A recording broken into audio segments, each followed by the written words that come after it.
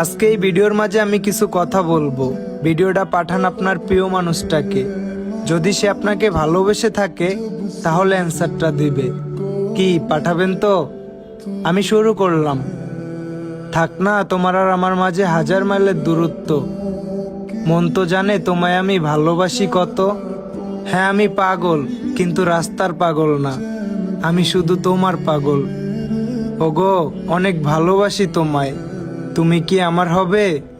আমি তোমাকে আগে একটা কথা বলে রাখি, আমি কিন্তু তোমার জন্য মরতে পারবো না। কথাটা শুনে অবাক হচ্ছ জান?